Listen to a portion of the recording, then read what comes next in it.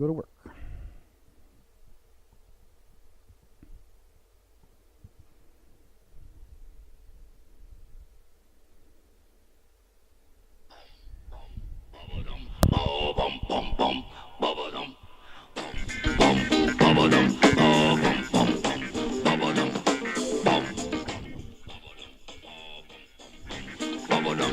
The party was jumping when Bertha got off of her stump. The whistles were blowing and everybody did the bump. But all the time Bertha had been working on a goodie. Now folks call it the Bertha Butt Boogie. When Bertha Butt did a goodie, she started the Bertha Butt Boogie. No question.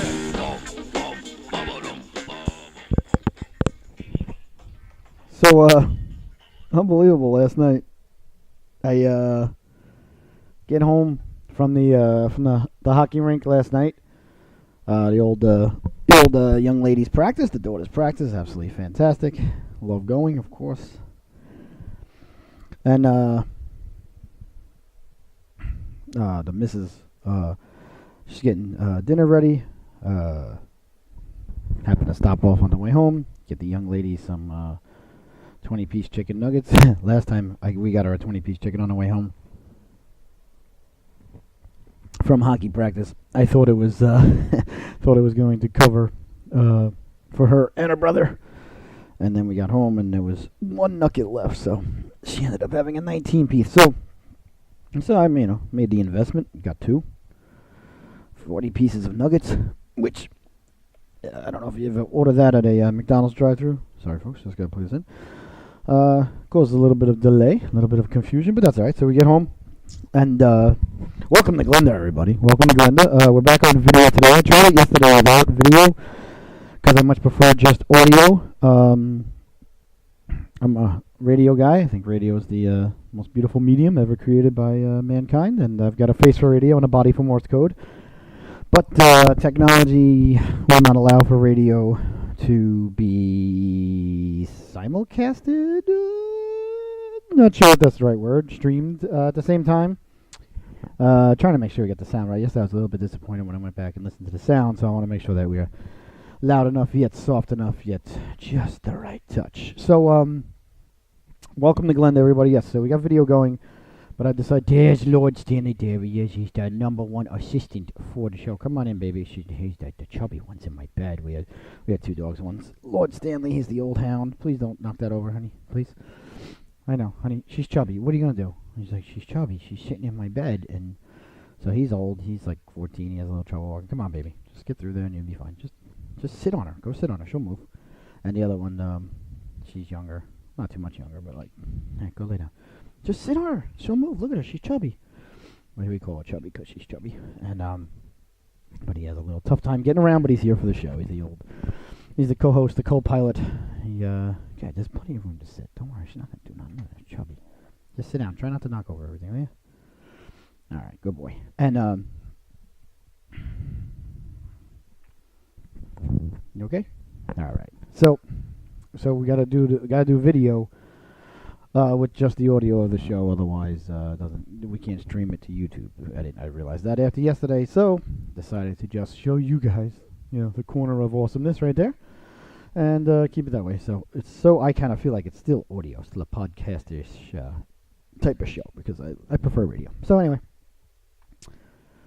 Welcome to Glenda, everybody. This is your daily sports and entertainment and whatever show about life, liberty, and the pursuit of happiness. And just got a text message about me videoing my coffee. Yes, I am. Salute to everybody at home.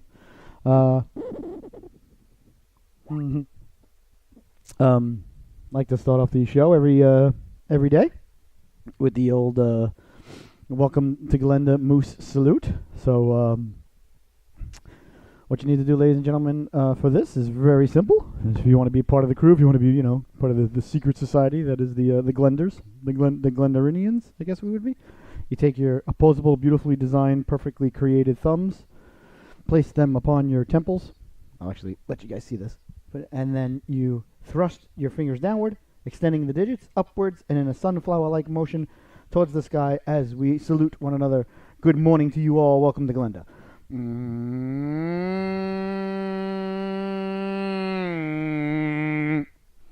That's the only video that you need today. So we get home from practice.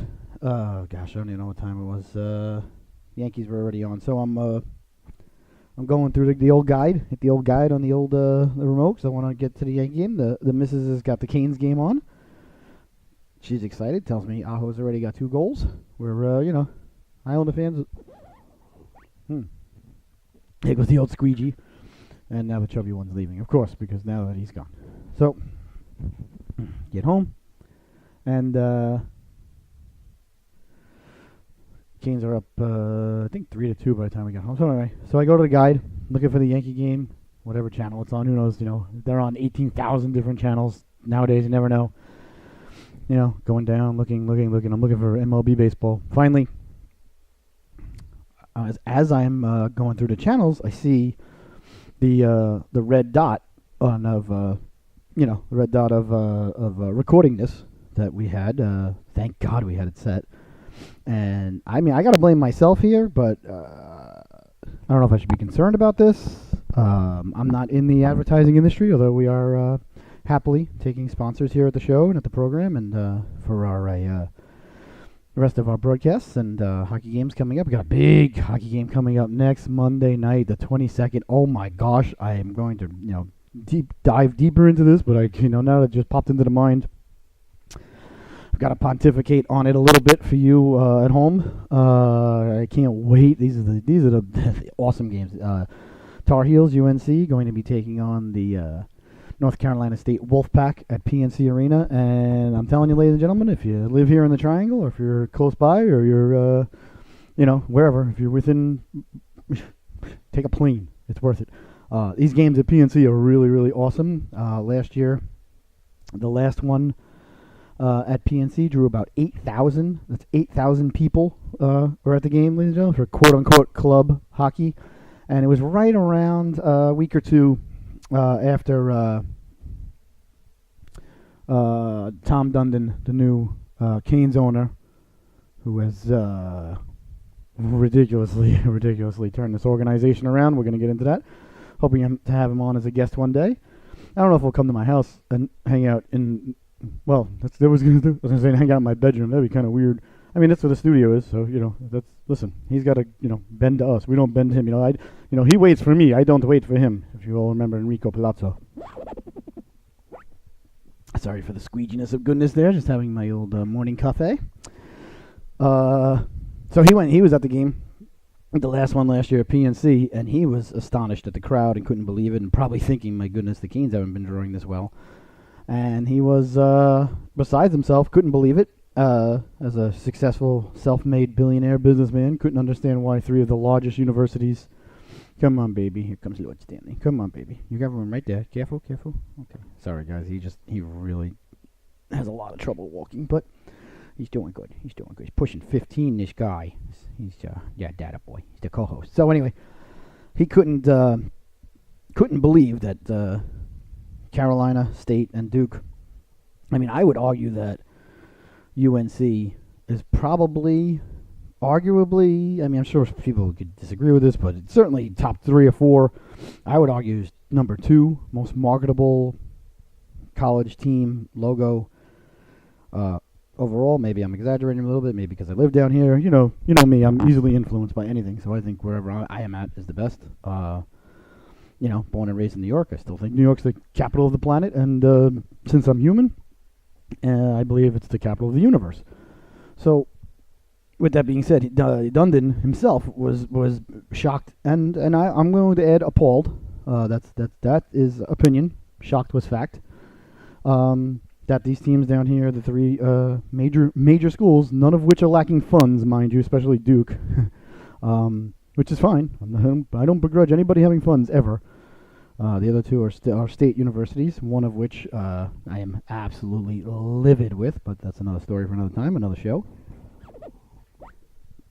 And he was shocked and appalled couldn't believe that these three schools, with 8,000 people on hand now, 8,000 people were at PNC last year to see State and UNC go at it, were only at the club hockey level. And I don't mean to take anything away from the boys out there and the girls. And the girls, there's a girl on, I think there's a girl on Duke too. There's a girl on Duke this year, and there's a girl on UNC, and the girl on UNC is one of their better players. She's phenomenal. Tough as nails. I've seen her take some big hits that would have had me out a week to 10 days just on my feelings being hurt alone. All right, this is a tough young lady, and really one of their better players. She plays on the, I don't know if she's on the first unit on the power play, second unit, but she's on the power play, and is out there and just, whatever. So I don't want to get into it too much, but the boys and girls at the club level. I think I pontificated a little bit about that during the game, last game, about her and the other girls that are out there at this level, and I'm sure that they can play at the NCAA level if they wanted to. I think they're allowed. It baffles me beyond words, and I'm a huge fan of the women's pro hockey league. I got a couple of friends that actually play in the league on the debuTes, and up in Buffalo, that they're from here, and they do a fantastic job down here with the girls' clinics. And actually, one of the young ladies was at my daughter's practice last night. She's there every now and again, and she's ridiculous. You just watch her skate and shoot, and you're like, holy cow. We were talking about it last night at the dinner table, and I'll get back to the recording red dot. Don't worry, I did not lose my place. I just lost my wherewithal. So, but we were talking about it last night, and I was saying to Sophie, that's our daughter, I was like, oh man, when Colleen was showing you guys, how to do that drill, I was like, holy cow, like she can absolutely fly, So my son was like, oh, Daddy, is she better than you? And I'm like, oh my God, she's so much better than me. And she on one ski, she's skiing on one ski, on one skate. I couldn't keep up with her. And I was a goaltender, but even still, I mean, she would score on me a lot. I would say like 11 out of 10 times, maybe. I would get lucky. And one would go off the crossbar or something and not go in. But, these girls can play. So it baffles me that in the, in the Ladies Pro Hockey League, the NWHL, which I'm a huge fan, really excited to see them expand to the Minnesota Whitecaps and get 5 teams now. Mr. Dundon, if you're listening, you need to build a practice facility down here with your own funds or your team of funds or whatever it is, however you built your empire. I'm not certainly going to tell you how to manage your money, because you could probably tell me a thing or two about how I could manage mine a little better, and I'm willing to listen to a young man like yourself. I think he's my age or right around my age. There's so many parallels between myself and Dundon, but we're not here. That's not what the show's about today. So I really would like to see you, sir, of your own volition and finances, and like I said, whatever team of financiers you have, build your own practice facility down here, and have that will hold about 2,000-3,000 perhaps. Have the Tar Heels play there, and bring in a ladies team to move right into there, just like they did, and you own the team, and just like they did up in Buffalo. The Buffalo Buttes are owned by the same gentleman who owns the Sabres and owns the Bills. And it's what the ladies' league needs. And, look at it this way, Mr. Dundon. You would have a broadcaster day one. Boom. You scratch that off the list. I know these are the things you worry about, and I'm here to help. So build the arena, practice facility for the Canes, get the Tar Heels moved in there, and have the ladies' team move in there. I don't know, whatever you want to call them. Logo, colors, and all that. I'd be happy to design that for you as well. I'm a fantastic jersey maker, analyzer, descriptive person. Oh, we're gonna get into also today. Oh my God, I don't even have this written down on my list of things to talk about. I'm putting it right here. I'm just going to write the proper Penguin, because Pittsburgh Penguins came out with their 3rd jersey yesterday, and so I'd like to see you do that.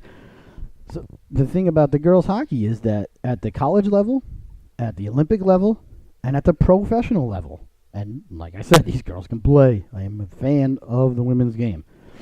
Okay, so don't call me any sort of ist. Okay? I'm not saying that I'm not. I'm just saying don't call me that. They do not allow checking. There's a lot of contact, pushing and shoving. They bump into each other, certainly. Girls are tough, like I said. but they don't allow for checking.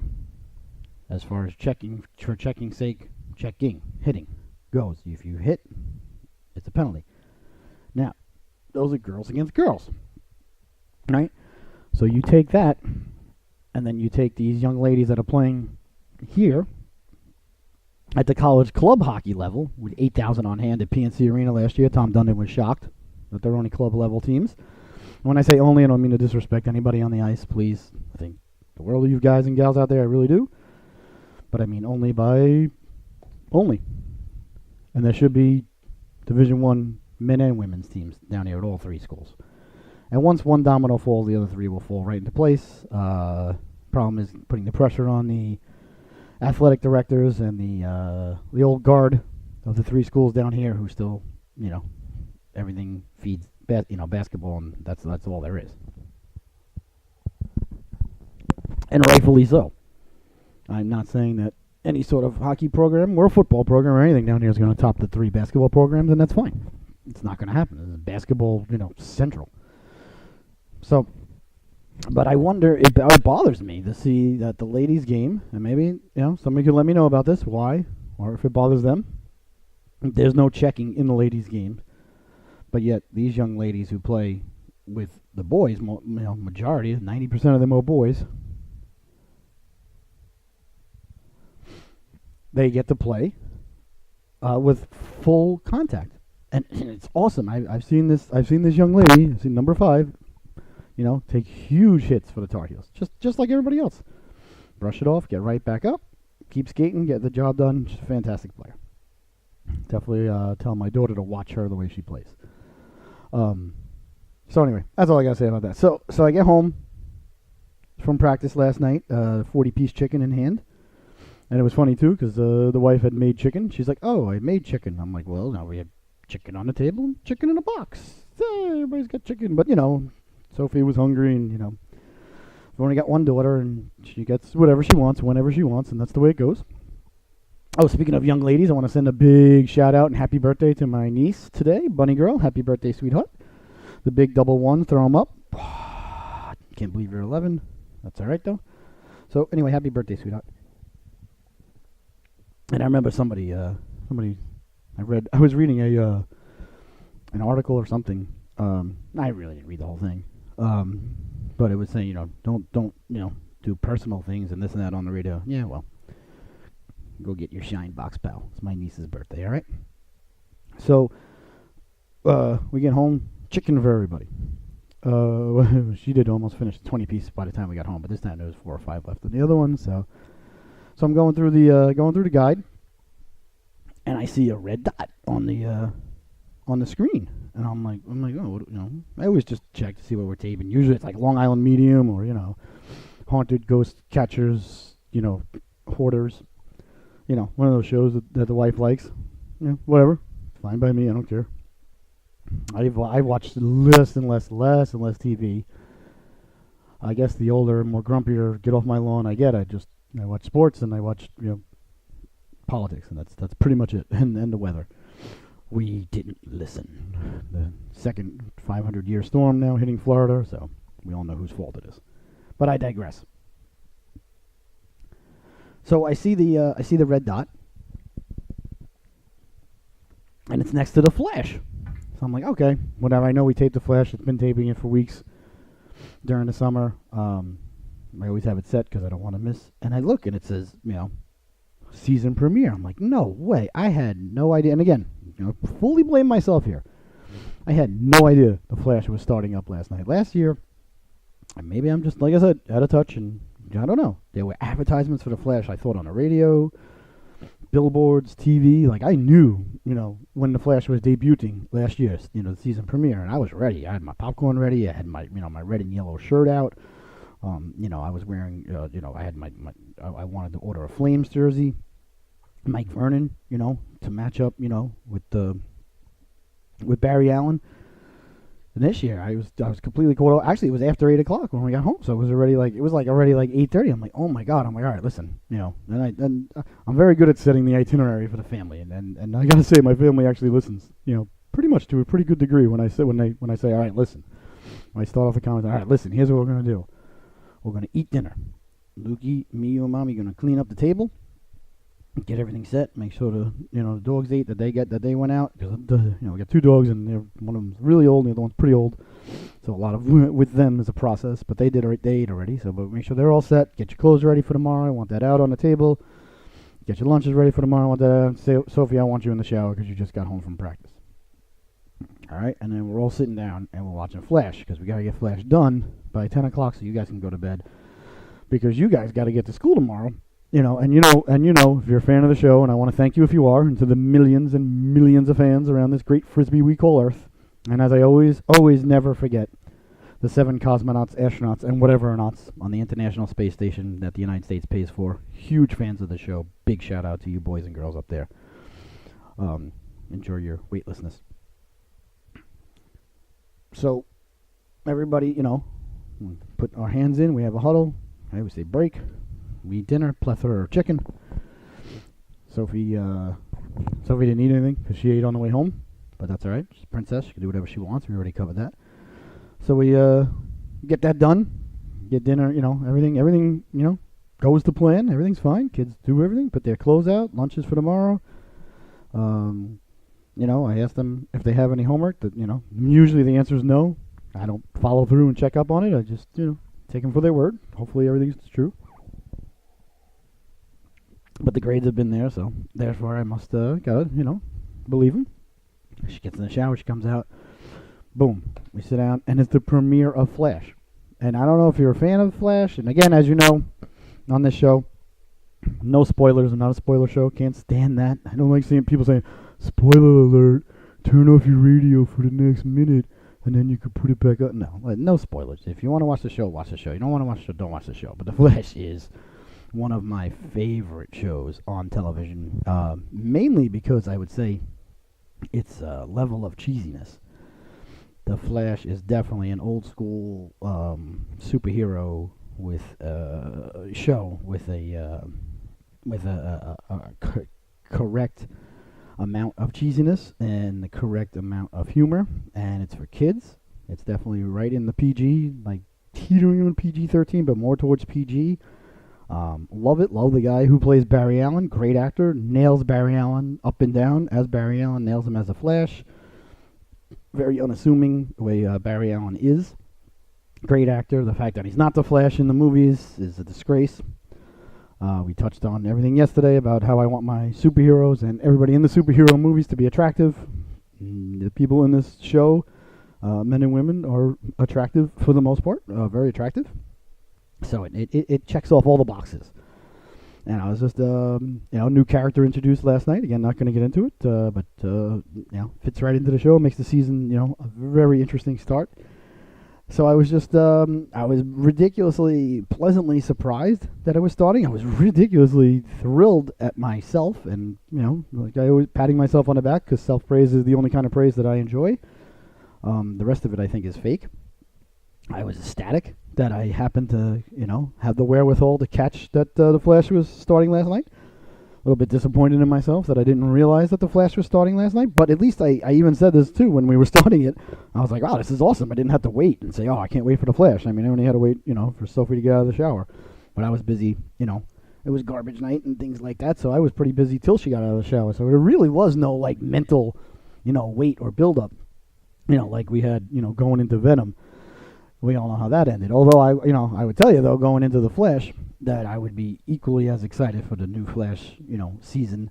And it's not one of those shows that I guess you could. Well, no, it doesn't. I don't think it comes out all at once on the app at all. I think you have to watch it like week to week, like an old show. So we got to wait till next week for episode 2, which is the way I like it.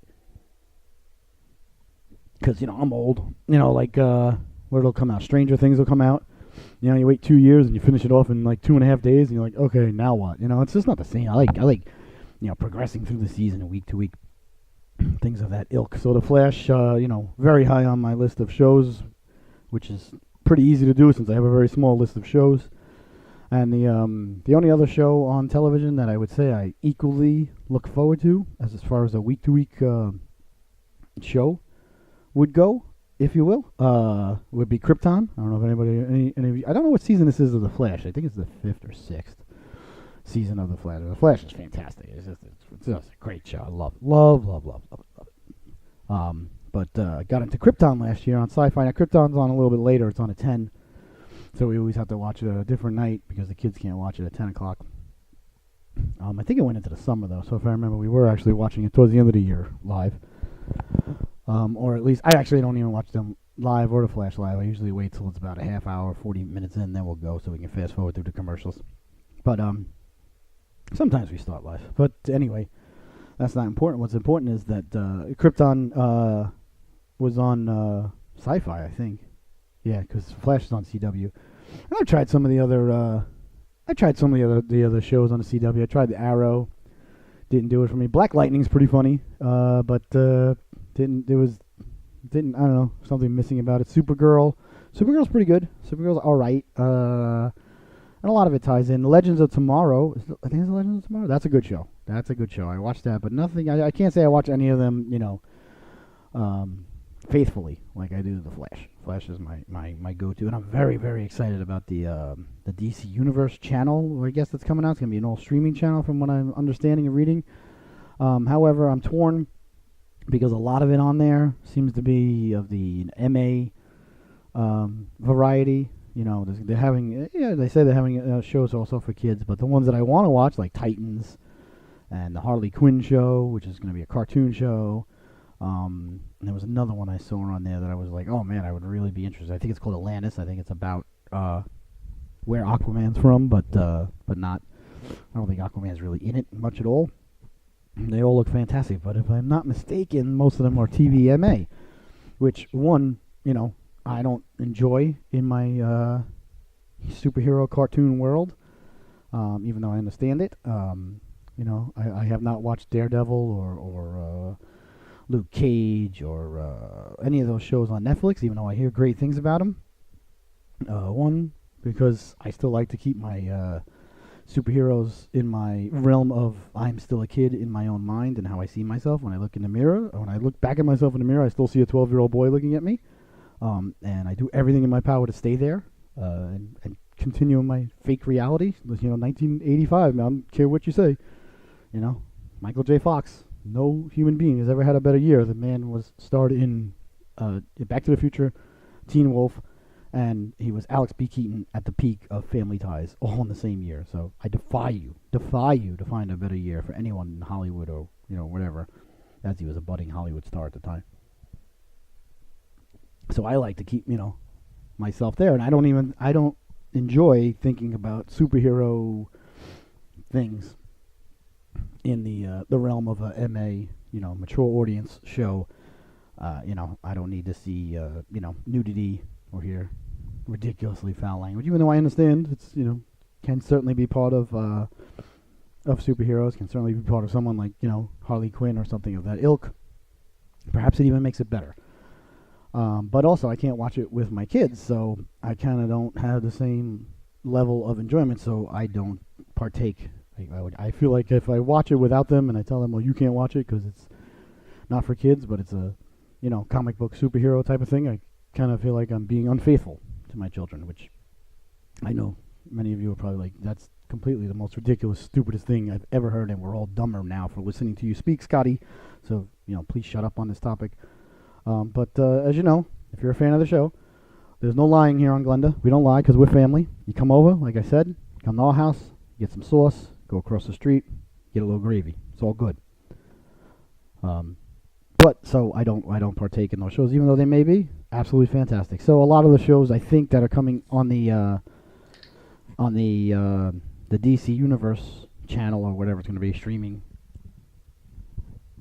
are going to be of the MA variety, and I'm fine with language. My children, have heard the language, from me, from TV, from other people. I'm fine with language. I'm fine with violence. I don't, as long as it's not like absolute, horror, Michael Myers, grotesque violence. I'm fine with violence. I don't care. I encourage my children to watch Tom and Jerry. I think it makes them better people.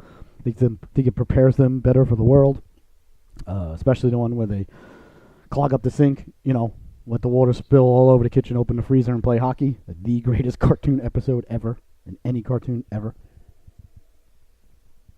And just the sheer brilliance of Tom and Jerry and shows like that, the Pink Panther, Roadrunner, where there is little to no dialogue and it's just music and what's going on in the scene. That is an absolute lost art, which probably will never come back because of technology and dialogue and this and that and the other thing. But that's a completely another story for another time, another day, another thing.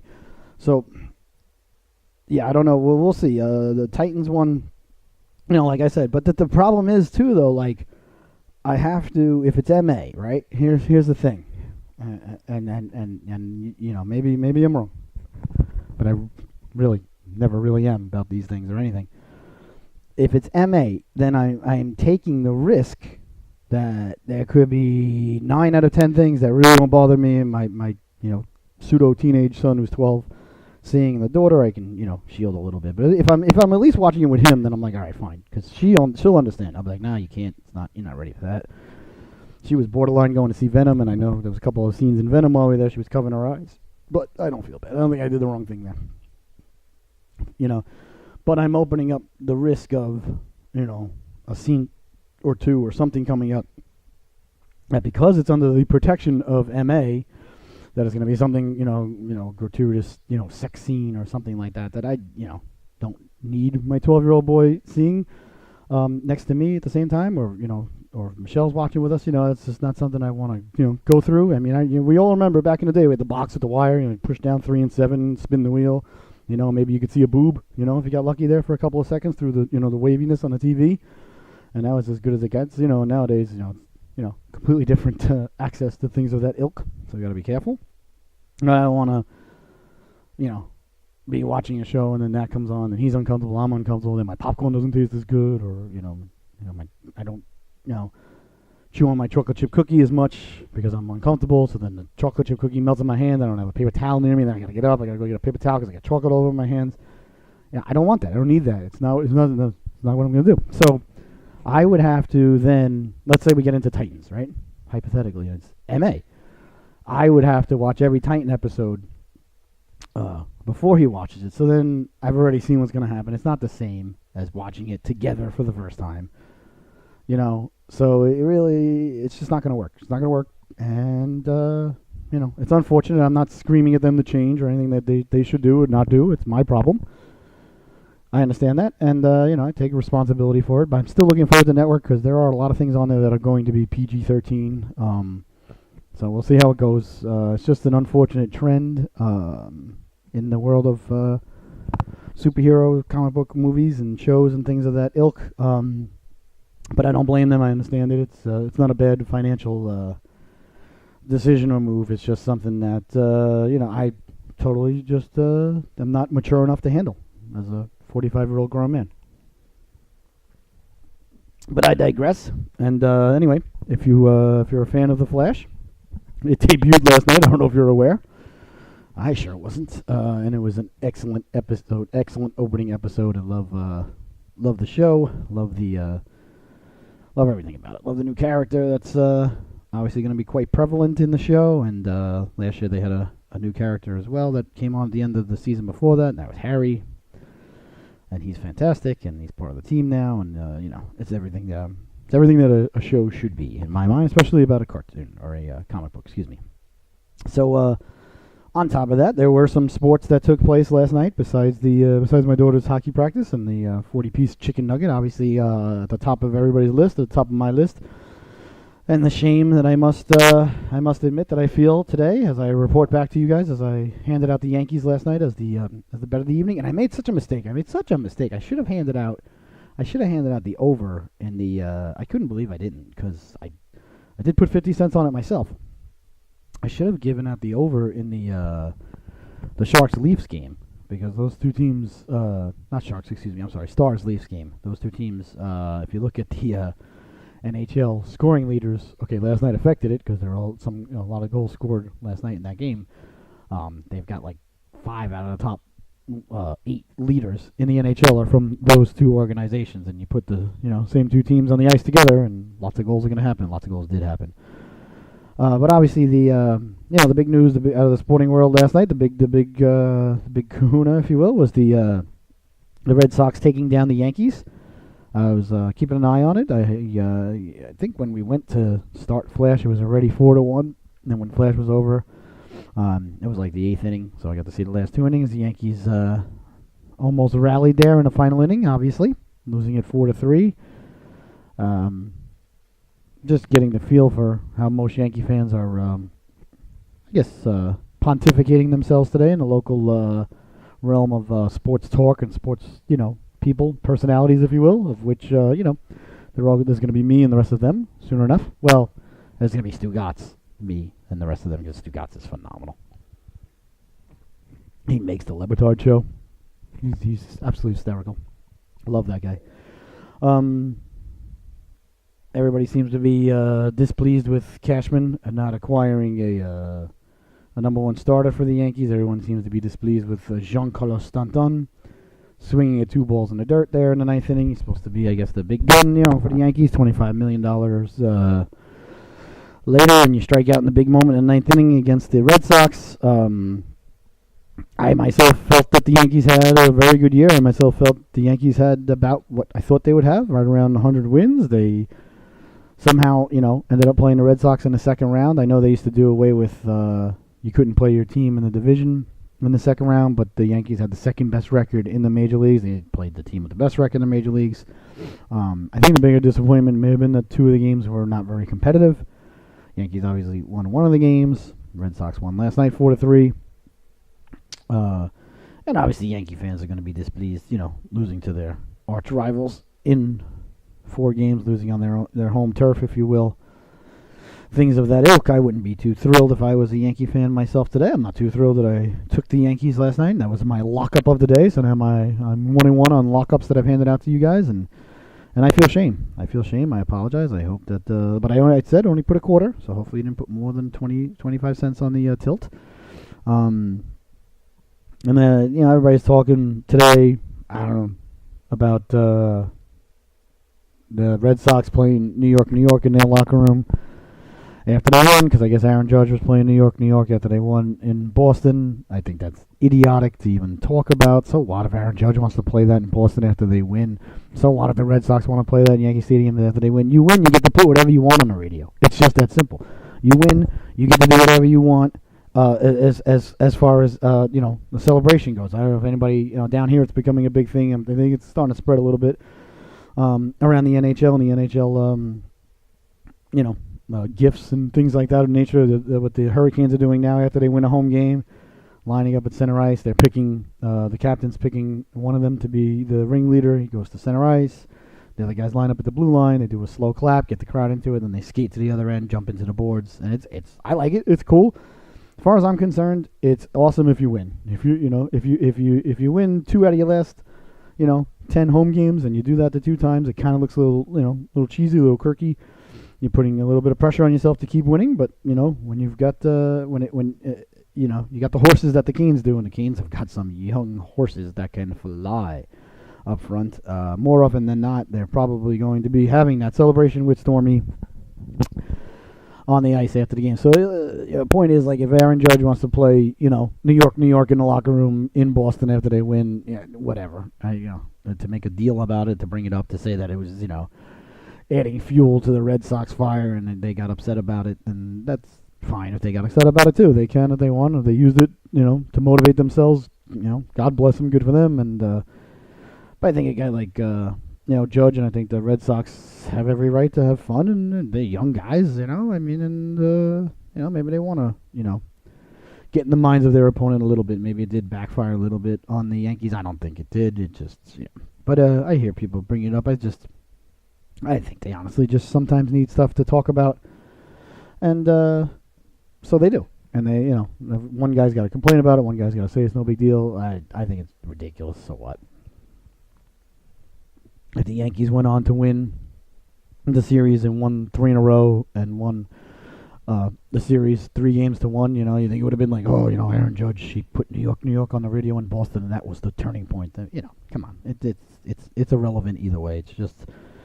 It's just a dude having fun, and the Red Sox have a right to come right back at him and have fun right back at throw it in his face. That's it's good for the gander is good for the duck, as they say. So it's gonna be the old Red Sox and the Astros. I guess you got to take the Astros. I mean, the Red Sox had the phenomenal regular season, 108, 109 wins, whatever it was. Handled the Yankees pretty handily, if you look at it. I mean, you win in 4 games. That means you won 3 out of 4. So I've got to say relatively handily. But the Astros starting rotation is just insane. It's absolutely insane. So I got to go with pitching and defense, because defense pleases Jaguars. I'll take the Astros over the Red Sox there, and over in the National League, the Dodgers of Los Angeles taking on the Milwaukee Brewers, which is, of course, as Alice Cooper pointed out to everyone, Algonquin for the good land. Hate to pick against Milwaukee. I was actually decided for a couple of years back in my youth that I was going to be a Brewers fan. I actually really was. I followed them. Used to have to wake up back in the day, and the Brewers played, I think, 1 or 2 hours away from New York, time zone-wise. So I used to have to call this number to get the scores, and we used to wait to listen. And then my parents got wind of it when the phone bill came, because I think it was like a quarter a call, and I was calling like every day before school, and they were like, "What the heck is this?" And I got in big trouble for it, and then I kept calling for a little while, and I got in more trouble. So what I was actually a Brewers fan for 2 or 3 years of my life. I don't know why. I was like, I'm gonna like the Brewers, and then I went back to the Mets. It was I strayed for a couple of years there. And it's easy to not have the love that I had for the Brewers back in like 87, 88. Paul Molitor, Robin Yount, Chris Bosio, Dan Plesac days. Who's the other guy I was thinking of? Started with an O, the left-hander pitcher. I don't remember. But anyway, they had a good team. And one of those years they started like 18-0 or 19-0 too. I think it was 87. So anyway, it's easy for me to not have the affiliation of liking this or likitude for the Brewers, because their uniforms that they wear now are absolute disgusting disgrace compared to what they used to wear. They used to have the bright yellow, bright blue, the great MB, catcher's mitt logo, probably the second greatest logo in the history of sports outside of the Hartford Whalers. I would say the Hartford Whalers, the old Milwaukee Brewers, Pittsburgh Penguins. As far as just logos go, those would be my top 3. Oh, we're gonna get into the Penguins. We are going to get into the Penguins, ladies and gentlemen. Don't you worry. What they did, somebody should lose their. I hate to say somebody should lose their job, but somebody should definitely be put on administrative leave for a little while for what they did. But we'll get to that. But I picked the Dodgers to win the World Series, only for no other reason that they're the Dodgers, and one of the top flight organizations. I mean, isn't it? I mean, look at L.A. It's got to be a good time to be, living in L.A. Well, not that there's a bad time to live in L.A. if you've got the money and you can, afford the socialist utopia out there. And if you can, then it's a great, place to live. There's no question. The weather and everything. Never been there, but it certainly looks nice. But I mean, what a great time to be an LA, fan. You got the Rams, probably the best team in football. They're right up there. Got the new stadium coming for the Rams and the Chargers. Chargers just moved there, although that's a bit of a disgrace to what they did to the people of San Diego, but not the people of Los Angeles' problem. Got the new stadium coming. You got obviously LeBron James just moved into town, saw that coming. Which is say what you want, but it's still a big deal. The Kings and the Ducks are both good organizations in hockey. And you've got Clippers. Don't know what else to say. Jeez, they're still there. And I'm missing something. Oh, and you got what's his face? The guy on the. I love this guy too, and I can't remember his name. Oh gosh, I want to punch myself right in the face right now. I can't remember his name. Starts with a Z. The soccer player, the guy that's on the Galaxy. He's ridiculous if you hear him in interviews. Oh man, I gotta look it up. I forgot his name. He just scored like a huge milestone goal like a week or 2 ago, and you hear him talk in interviews. Come on, tweet at me, Tweetiverse. Talk to me, Goose. Talk to me. What is his name? Starts with a Z. You guys know what I'm talking about. Whenever he's interviewed and things that he does, I'm gonna type in Z on LA Galaxy. See what comes up.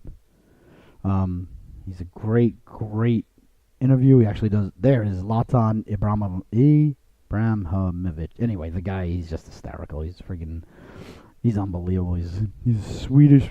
He's from Sweden. His name's Zlatan. But he's just awesome. He's a phenomenal soccer player. Can we call it soccer? Football. And he just a phenomenal, interviewer, and makes Major League Soccer in the galaxy, just that much more important and relevant. Not that soccer struggles out in L.A., and there's another sport out there I'm not talking about here. You got the Rams doing phenomenal, new stadium coming, got 2 new football teams. Sorry, San Diego. Sorry to my cuz, who's a huge Charger fan. The Dodgers are phenomenal. You got, still got Salmon out in Anaheim. Ducks and Kings are good. LeBron James. Anyway, point is, it's a fantastic time to be an LA sports fan. I know people say, oh, they'd rather be surfing. Yeah, well, surfing's awesome, and being out in the sun is awesome, so I can't really get mad at the people for being at the beach, especially today with technology. I mean, you could literally be surfing, have a waterproof phone, and keep an eye on the Kings game. It's not impossible. I'm just saying, you'd have to be a really good surfer, but you could do it. Or you could surf, come on in, watch a couple minutes of the game, turn around, go back out, come on in. Then you could surf, for like 15 minutes straight during the intermission. Call it like the old Zamboni surfing. That'd be a nice club to start. What are you? I'm the Grand Poopah of the Zamboni surfers. Oh, what do you guys do? We surf during the intermissions. Well, it's a cool crew. I like to be part of that. So, good time, like I said, to be a LA fan. So that's, I picked the Dodgers mostly because I always wanted to go to Dodger Stadium. And that's why I think they're going to win the World Series. So I'm going to pick them over Milwaukee in 6 or 7 or 8, whatever it takes. So last night the Canes rose their record. Was it 4-0-1 or 3-0-1? They're a lot. They're a lot and a little. I'll tell you that. I think they're 4-0-1 now. Hold on, I've got the NHL standings somewhere here. Ready to go. There we go. Yep. They are 3-0-1. They've gotten 7 out of 8 points. The only time they didn't get 2 points was when they ran into the juggernaut that is the New York Islanders. And as you know, we live in Raleigh, so I'm very excited about the Canes. I'm starting to really think that we are going to go to a playoff game. So even though it's only 3 or 4 games in, there's one thing you can't teach, ladies and gentlemen. It's speed and youth, and this team can absolutely fly. They're rolling 4 lines at you. I think they're going to be a very good bet most of the year to take the over because they don't still seem to have the goaltending issues rectified, although Ron Darling, yeah. Scott Darling is hurt, so their number 1 goaltender is out. And but last year and the last couple of years, they couldn't get over the netminder letting in a soft goal or a bad goal, and I would say 3 out of the 4 games that they've won, the netminder has let in a soft. And it's funny that the only one that they didn't get 2 points out of, the goaltending didn't let in any soft goals, but they peppered Thomas Greiss that night, I think, with 46 shots, and he stood on his head, and the Islanders came out with a win in overtime, which I was very pleased about. But outside of that, the Canes have been just an offensive juggernaut. Let me see how many. Let's just take a look here. They scored 2 goals that game, so that was 1 game. So then they have 17 goals for. So 17 minus 2, if you stay away from that new core math, is 15. So they've played 4 games. So you take that 1 of those 3. So they're averaging outside of that 1 game where they ran into the Thomas Greiss, which you can't blame the Canes. They're averaging 5 goals a game, and they only let up 2 goals that game. And they've let up 11. So take away that 2, that's 9. So they're averaging 5 goals a game. They're averaging letting up 3 goals a game. So they're averaging, a total. If you want to look at it from Ace Rothstein's perspective, and I always do, and we're here to help each other financially, as always. Don't come at me with it takes a village crap. No. It takes a family, and we're family. So on Glenda, we're family. We're not a village. So they're averaging 8 goals a game, which is, a lot of goals. And not scoring 8 goals a game, but 8 goals total a game. Most under-overs in the realm of Ace Rothstein in hockey. You'll find your under-overs. Let's look at this evening, for example. Let's see here. handy dandy Las Vegas betting site where you can bet as little as a quarter on each game, which is just ridiculously phenomenal. Let's see, that's football, that's baseball. There we go. Tonight, one game, 6.5. Another game, 6. Another game, 5.5. So, and that's it. There's 3 games tonight, okay? One's 6.5, one's 6, and one's 5.5. Now, like I said, the Canes and their opponents outside of that one game have been averaging an average of 8 goals a game, and they met that average last night with a 5-3 victory. So the Canes might just be a good organization to take a look at night after night as someone that you want to take the over with, especially at home, because you know they're going to score probably more goals at home. Looking forward to their celebratory celebration with Stormy on the ice. Stormy, of course, one of the more peaceful mascots. He doesn't match up with Gritty. No one does in any way, shape, or form. Gritty had a rough night last night. His home debut. I think they lost 8-2. Let me, and we went into this yesterday, folks. If you didn't tune in yesterday, not sure what, my phone reset itself, and now I got to put a code in every time I go on. It just really boils my stew. All right, where are we? NFL, NHL. No, NHL scores, not standings. I know the Flyers lost.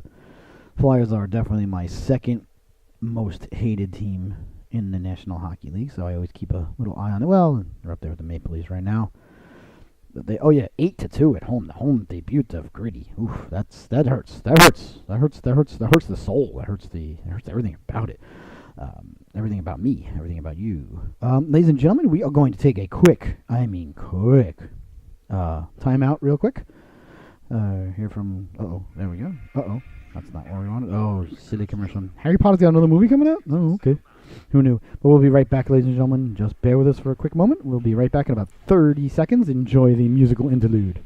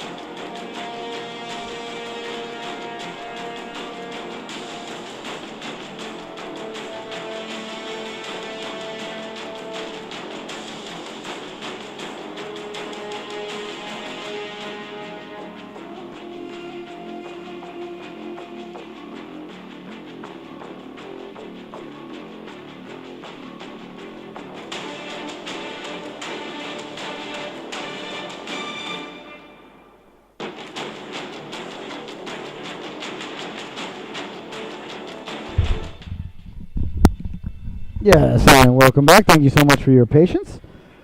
In the Glenda Love Studios here at in Raleigh, North Carolina. We are a one-man show, so sometimes we've got to, got to work in the breaks when we can there. Just a matter of nature. So where were we? We were discussing the Canes. Yep, they're fantastic, and how they're looking very good to be the over. But I was perusing today because I'm a peruser.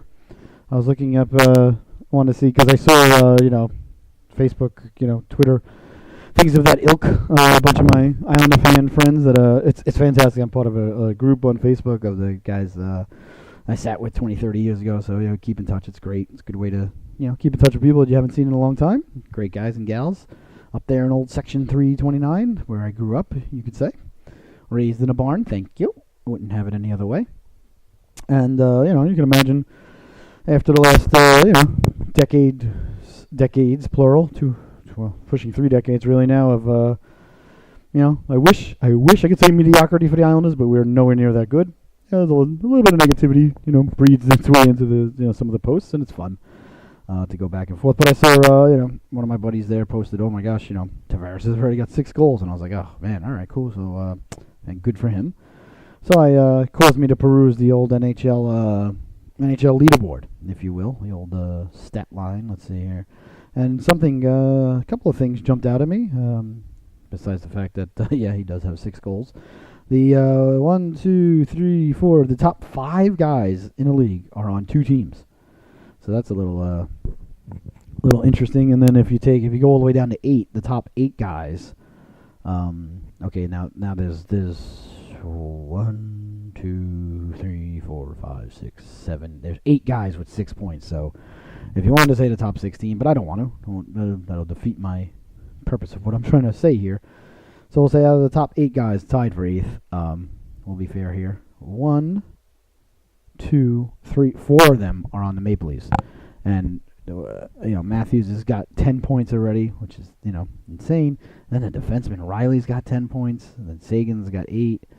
Then Mariner, who, is it Mariner? No, it's Marner. There's no I. He's not the rhyme of the ancient mariner. He's a rhyme of the ancient Marner. He's got 8 points.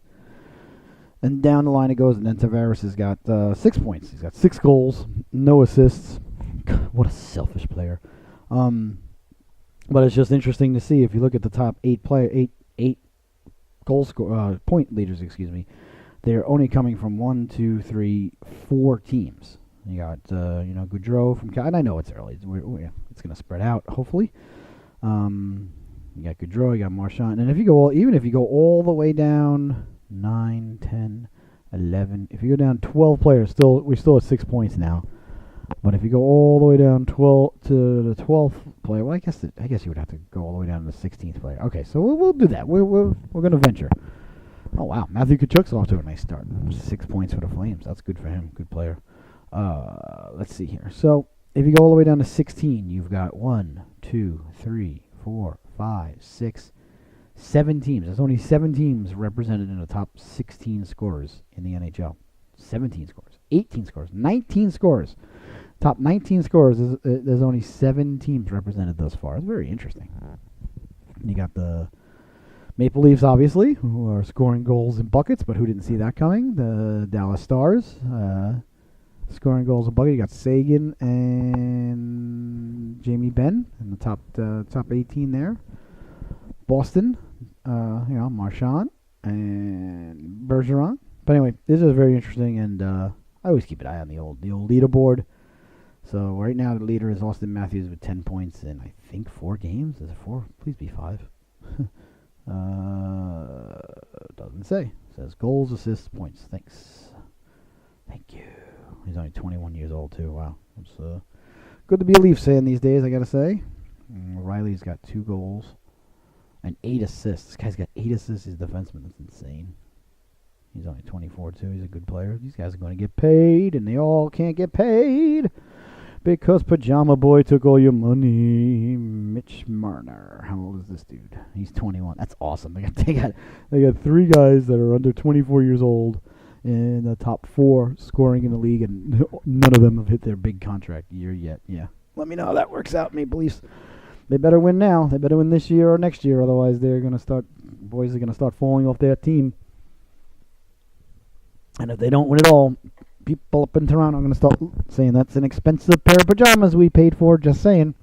I fully expect the Maple Leafs, JT to be in the running for the Hart Trophy. I fully expect the Maple Leafs to be in the running for the President's Trophy. But all those trophies, they're nice. They look good on the shelves and things of that ilk. But of course, games played are a big factor there. As one of the millions and millions of fans is texting in, and I appreciate that. Always bringing the math into things. Let's see here. It says that's only because the Oilers and Devils have only played 1 game each. They've only played 1 game? How does that work? Are they playing each other like, 18 times in the next...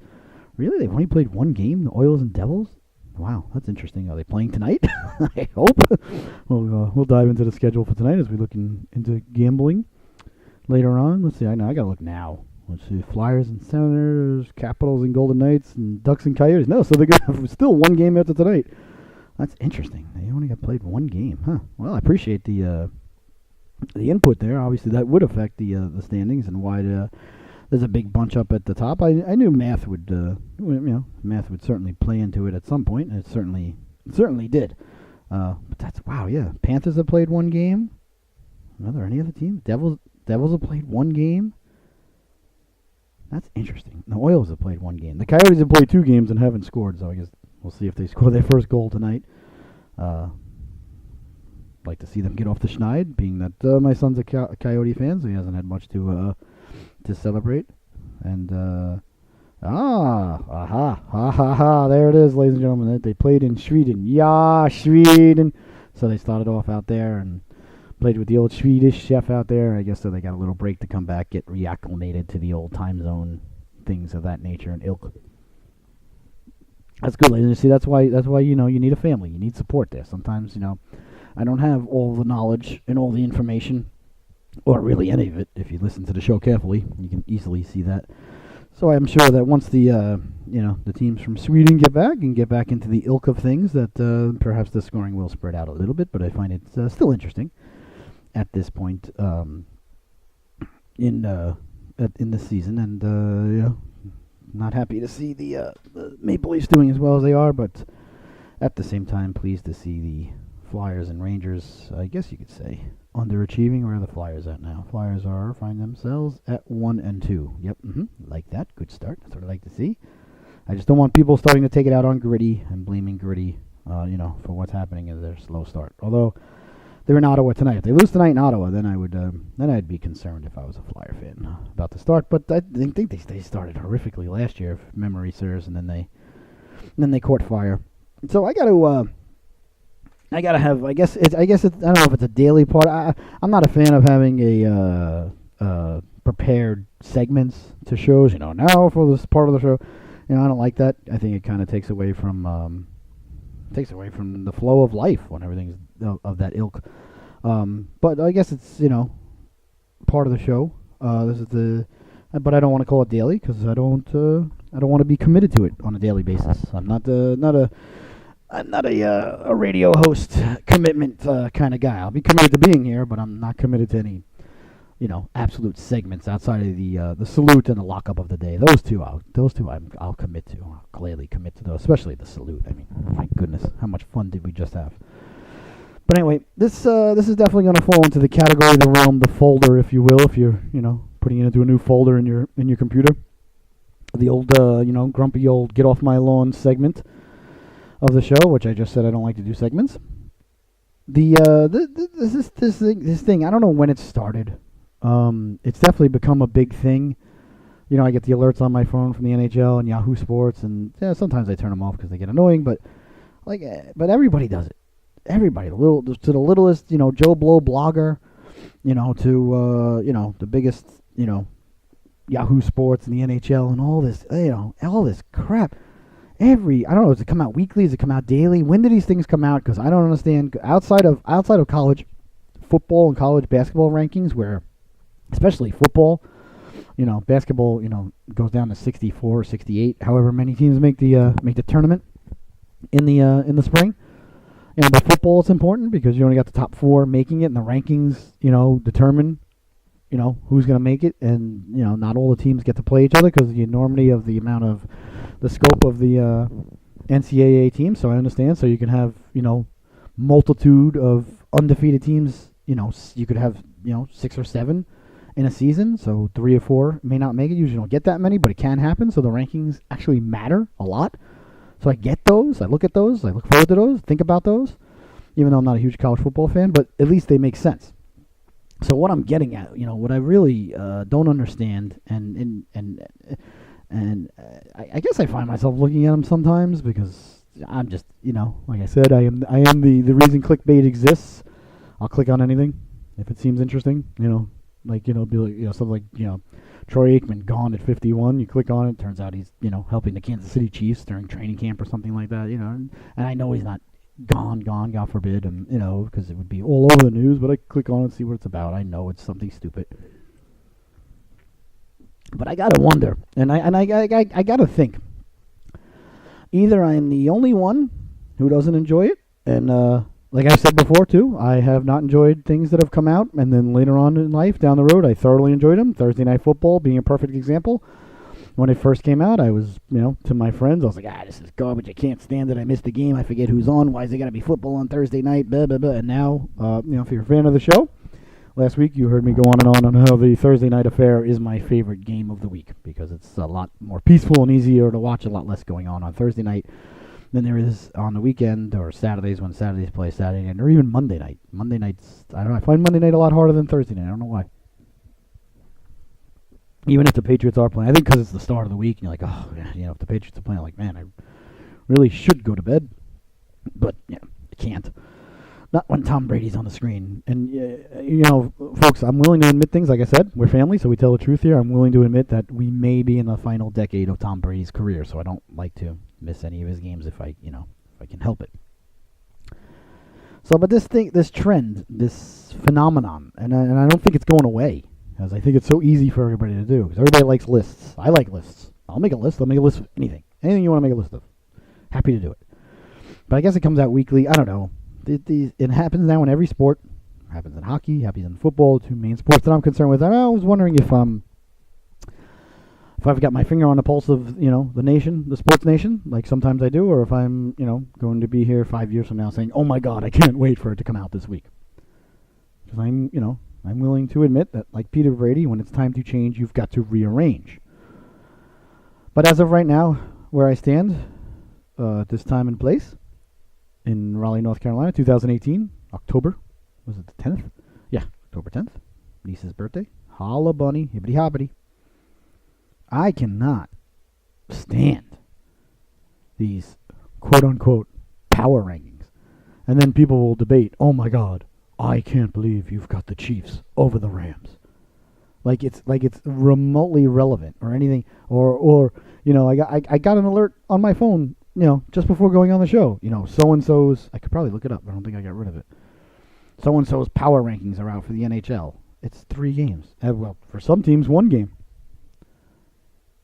So, you know, my power rankings are, you know, does my team, you know, suck, and does the team that I want to suck.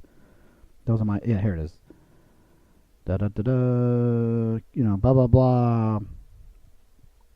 New NHL power rankings. That came at 9:30 this morning from Yahoo Sports. That's great.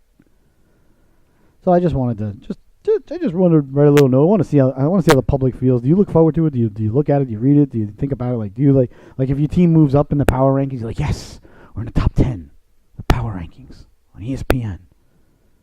Last place in our division, but top 10 in the power rankings. I don't know. It doesn't do anything for me. It doesn't make any sense. It doesn't boil my stew. I'm not saying it boils my stew. I just think it's another layer of laziness out there. It's just so easy to make a list. I can go up. I could go right now down the list of the NHL, and I can tell you, yeah, okay, Maple Leafs are the best team probably. I mean, you can't even just go by wins and losses, especially in hockey. In the regular season, you know, who's the best team in the NHL? Okay, the Ducks are 3-0, so the Ducks are the best team in your power rankings. I don't think so.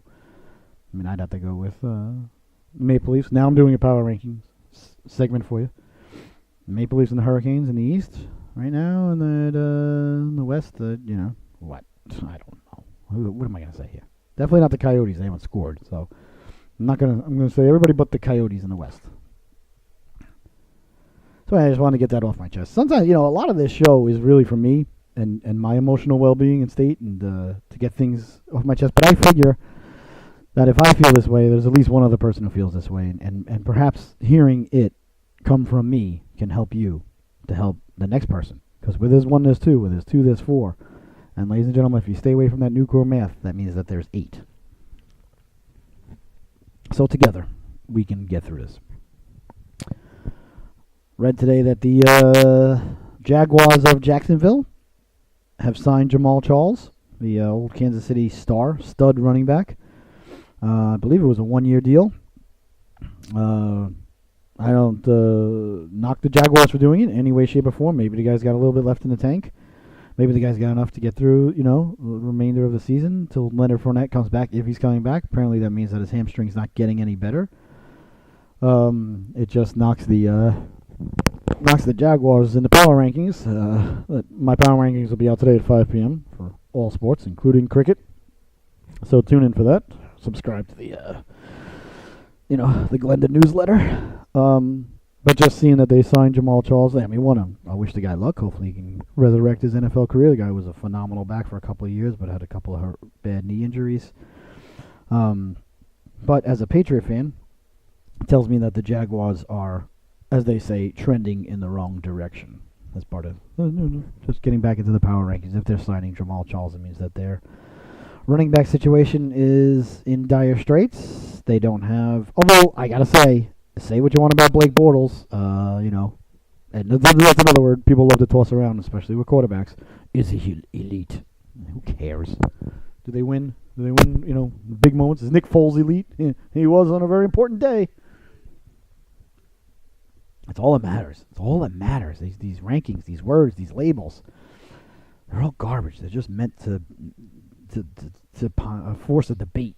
So you think that people know what they're talking about when they debate. Like one person can say, you could sit down across from me right now, anything about sports, and if I just say the complete opposite and we debate about it, and I say it with confidence, you're going to think I know what I'm talking about, and that I'm intelligent, and that I'm a sports expert. That's all it is. It's all fake, meatball. It's all fake. So is Blake Bortles elite? I don't know. I don't care. I guess not. Okay. But they say he's inadequate. They say he's not good. He's the reason he's holding the Jaguars down. Well, I'll tell you. We've played the Jaguars twice in the last couple of months. Once in the AFC title game, and once a couple of weeks ago down in Jacksonville. And both games, Blake Bortles played absolutely fantastic. Played two great games. The AFC title game that we won and they lost. That was certainly not his fault. His coach lacked the chutzpah to continue with their game plan and have faith in their defense and go for it when he could have and should have. And they left the door open, and you don't leave the door open for Tom Brady because he will come on through, and we did, and we won that game, and we shouldn't have won that game. I think we win a lot of games out of, and I guess, good teams do this, especially in football, because other teams are trying not to lose, as they say. You play to win the game. Herman Edwards was right. Herman Edwards is right about a lot of things, Herman Edwards says.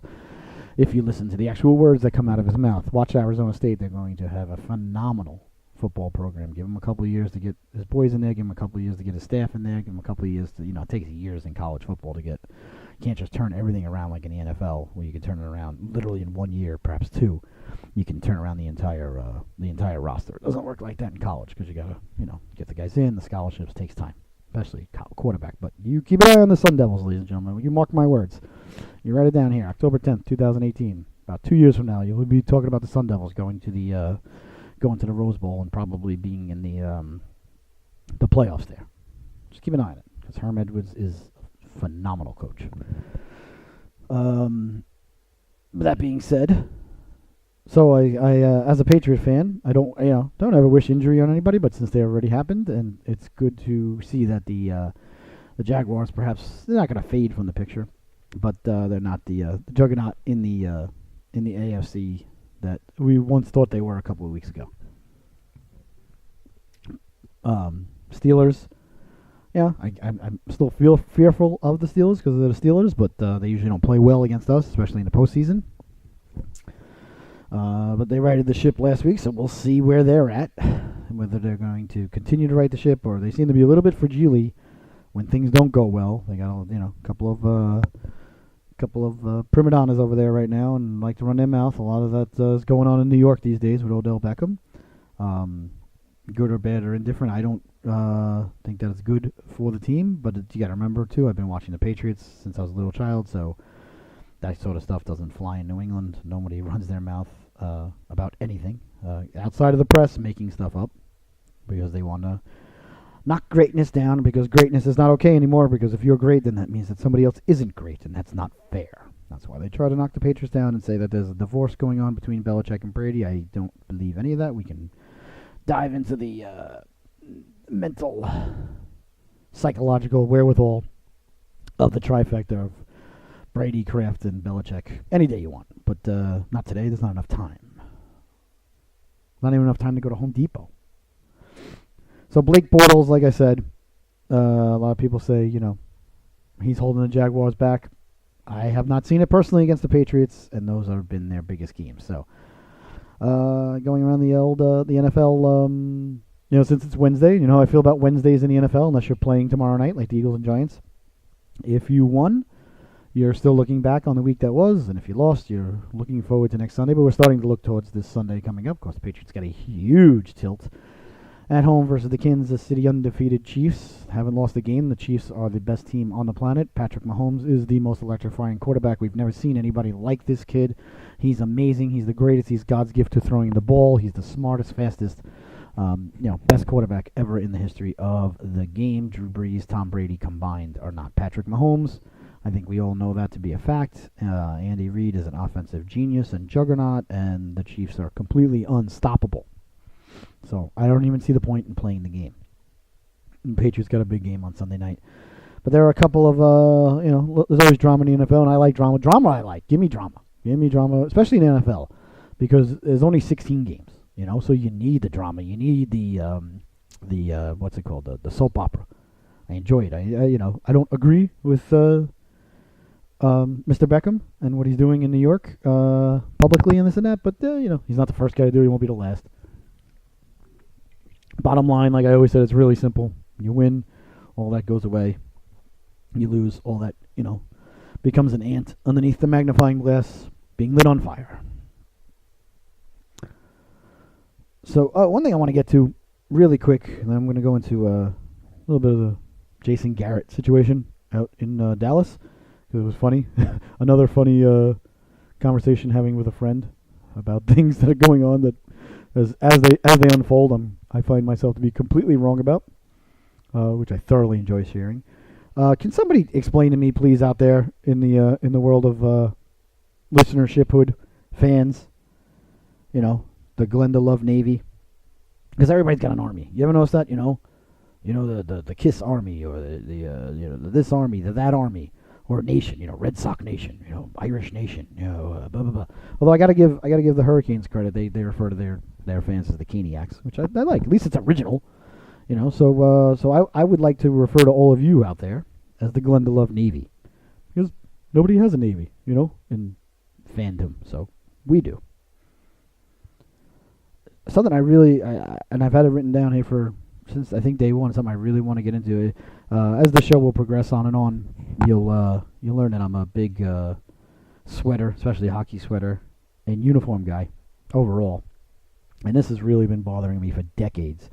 And again, it's one of those things how I don't have multiple initials after my last name in any profession, medical, accounting, any sort of certificates or anything of that ilk, advertising, MBA. And it baffles me how some of the things that I stare at on the screen or in life, now on everything, the way technology has spread out and be welcomed into all our worlds and welcomed into our pockets. And, if George Orwell wasn't absolutely correct about everything he wrote in 1984, then you need to go back and read that, my friend. And let me know what it says. I heard it's very good. This I've been saying, and it bothers me every single time I see them on the field. And I don't understand how it slides by, and I don't understand how it hasn't happened.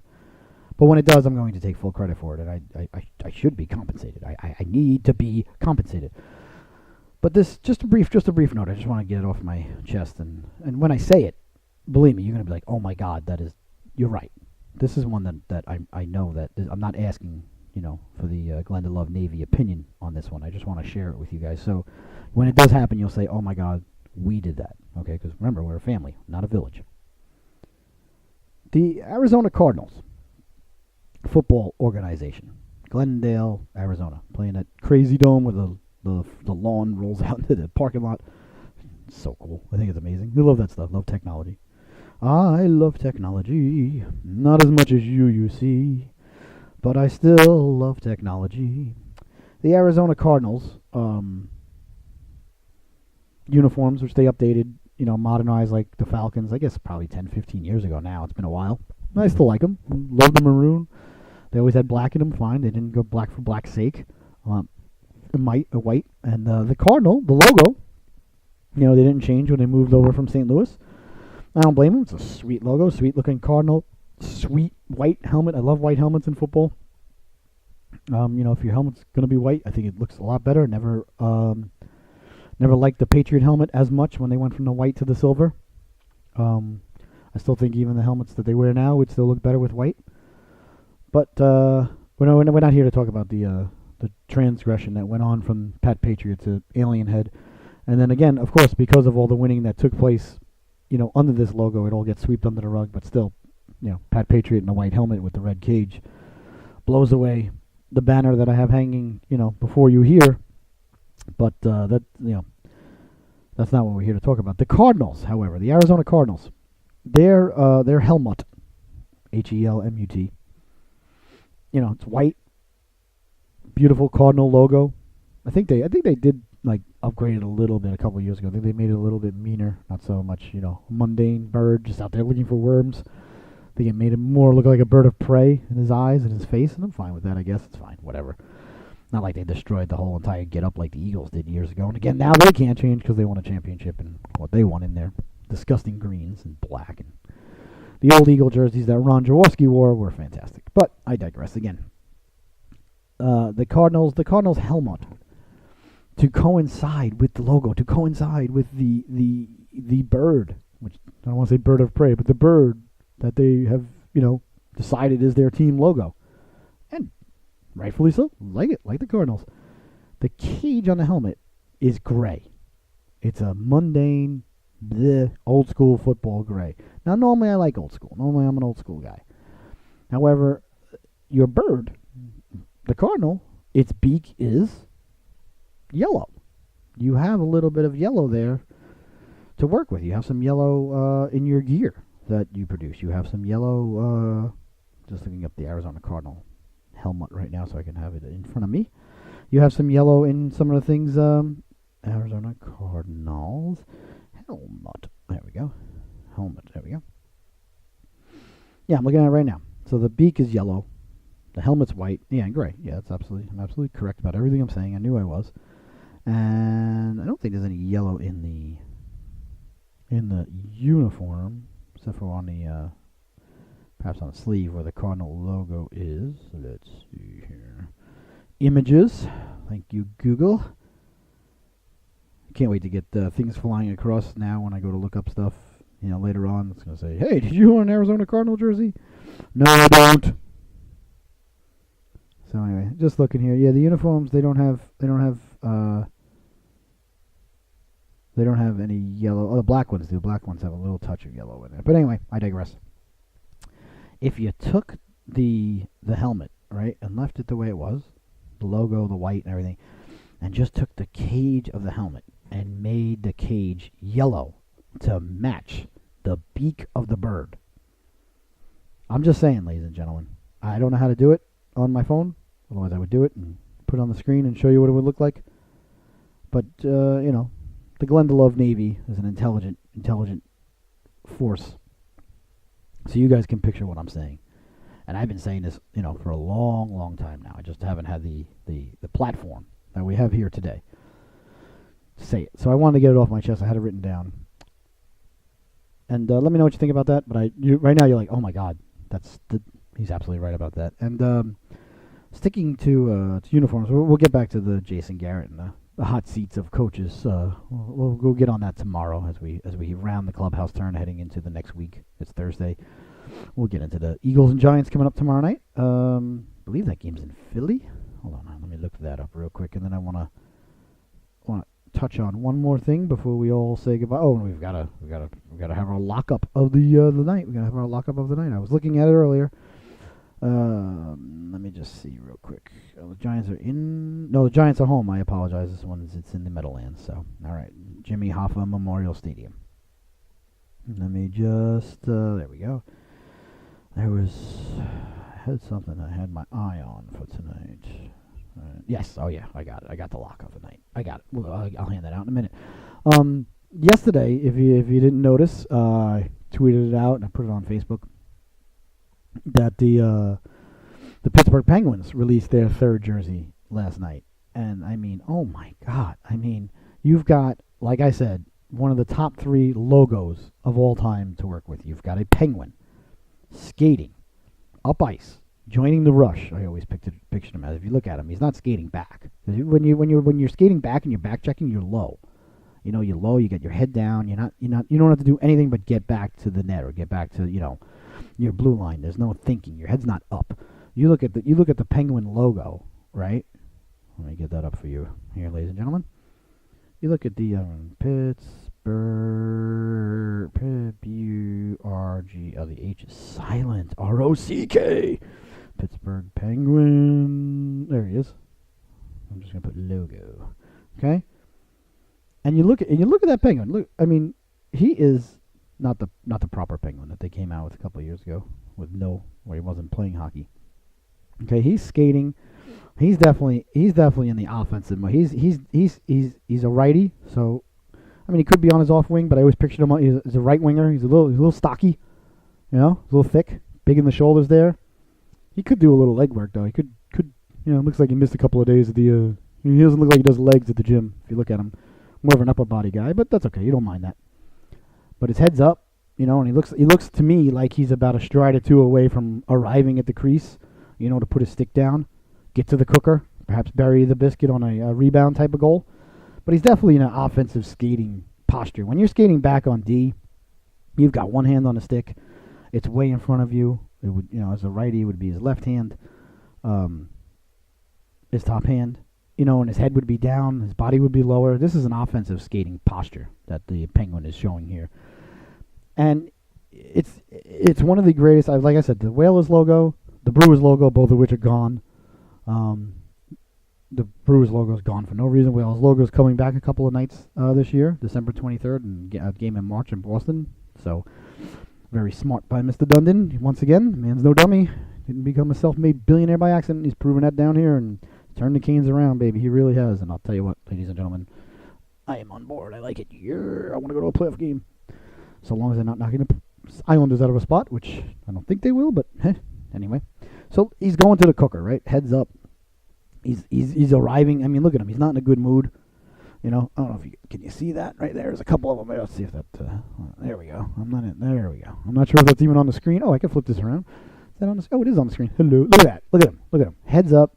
Okay, he's making a straight line for the cooker, and he's what? He's arriving in an ill humor. Okay, stick down on the ice. Like I said, that is not a defensive body. He's not back checking there. He's getting to the cooker. He's got somewhere to be. So we're talking about one of the greatest logos in the history of sport. Great colors, black and gold. City of Pittsburgh. Hard to screw that up, and yet. I'll just show you. I'll just show you what they did.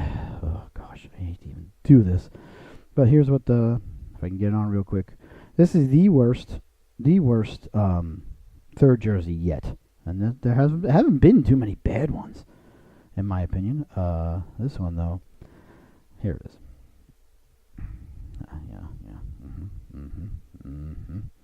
All right, hold. There we go. Let's see there. Here we go. Check that out. Check it out. There you go. See? You can't see it. Actually, I just gotta make it. There we go. Trying to just get there we go. Look at that. Now look. Okay? It's got the logo. It's got, and a great, whoever made the logo, the Penguin, did a fantastic job. No helmet, just gloves. And he's playing on the pond, but he's going to the cooker. The numbers are up on the, there we go. Look, numbers aren't even on the sleeves. Numbers are on, there we go. Numbers are on the shoulders. That bothers me as a broadcaster. Hard to see. Looks more like a football sweater there than a hockey sweater. And it the biggest my biggest problem with it overall is one, it's lazy, and the fact that there's no stripes at the bottom. It's just yellow all the way down, right? All the way down. And then you take it and you got it looks like an apron. And they're wearing long sleeve shirt underneath, or a tank top, but a wife beater with. Can you say that anymore? With long sleeve shirts underneath. It's so bad. Like to take this logo, and to take this color scheme, and to do this poorly with it. You really got to try. You really got to try it. And it's hard. It's hard to be that bad. And I give them an F. So tomorrow we'll go over some more third jerseys. I had to get that off my chest. Like I said, ladies and gentlemen, as you know, this show's, more for my mental well-being than yours, and I had to get that off of my chest. So, ladies and gentlemen, let me give you tonight's Scotty's Lock It Up guarantee of the evening. We're 1-1. Last Thursday I gave you the Penguins at home over the Capitals, and they won in overtime. And then last night I gave you the Yankees. I apologize. Didn't work out last night. I thoroughly would go for and pounce all over the rematch. It's going to be on national TV, Wednesday night rivalry night on NBCSN. Capitals are home, taking on the Knights of Vegas, the Golden Knights of Vegas. And the over-under in the game is just 6. So, ladies and gentlemen, I would lay 1/2 of $1. We're going to write it down. 50 Cent, which, good rapper, terrible first pitch guy. 50 Cent on the over in the Caps Vegas game. I think that game's going to be high scoring. I think emotions are going to be flying. Vegas is off to a terrible start. They got a lot to prove. Capitals are still exceptionally good and still riding the high, and they're going to be up and ready to go for this game. And I see goals galore. Capitals given a goal and a half, wouldn't touch that. Capitals minus 155, wouldn't touch that. Because the over-under in the Arizona game is 5.5, I wouldn't touch that either. You're not even sure if Arizona is going to score. But, ladies and gentlemen, lock it up, write it down, read it. Take the over in the Washington Capitals Vegas Golden Knights game tonight for 50 cents, ladies and gentlemen. I have to redeem myself for the debacle that was last night as I handed you the Yankees. Well, ladies and gentlemen, that is going to do it for today's episode, today's rendition of the Welcome to Glenda radio program. I am your host. I have been your host, Scotty Bonner. It has been an absolute blessing, honor, and privilege to be here with you today. We'll be back tomorrow at 10:30 for another episode of your favorite sports entertainment and life talk show. Welcome to Glenda. I cannot thank any of you enough for tuning in and for sharing it and being part of the show. You guys are all awesome, and thank you for allowing me to do what I was simply, purposefully, and carefully made to do. So you all have the best and wonderful of days, and we will rendezvous yet again tomorrow. Good night, everybody, and have a fantastic day.